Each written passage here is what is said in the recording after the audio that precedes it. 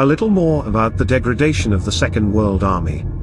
I watched a video with a captive fighter of PMC Redoubt, which belongs to the state corporation Gazprom. The company also created 2 more PMCs, Torch and Flame. Then it transferred these PMCs to the Ministry of Defense of Russia.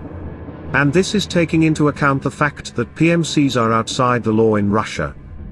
Actually, at first glance there is nothing special in this video. The Ukrainians have once again filled their exchange fund, but still there is an interesting point. At a time when all the information space is filled with the Wagner Group, very few people have heard about the activities of this very PMC Redoubt.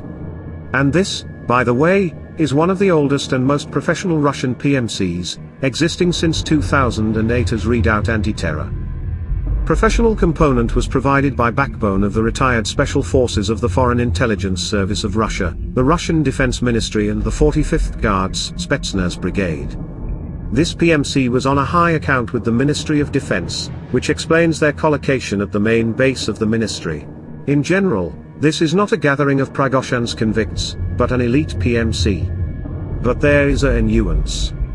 In 2022, PMC Redoubt participates in a full-scale invasion of Ukraine and begins to lose personnel at an unprecedented rate. In fact, the elite PMC was shrinking by leaps and bounds, and now, in April 2023, its member, who is actually a guard, is taken prisoner. That is, not a former Commando Special Forces trooper, or an elite Foreign Intelligence Service thug, but a security guard from Gazprom. Yes, with experience of military service, and knows how to assemble and disassemble the machine gun, but the devil is always in the details. They already lack even a retired elite. Total degradation continues, and this is just another little detail.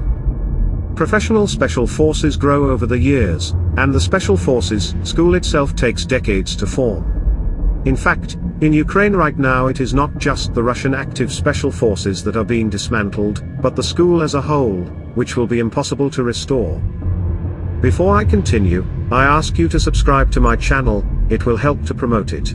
Meanwhile, state propaganda resources enthusiastically report that Russian troops have begun using the latest T-14 Armata main battle tanks to fire on Ukrainian positions. But at the end they stipulate, they have not yet been involved in direct assault actions. And what happened and how long will this yet last?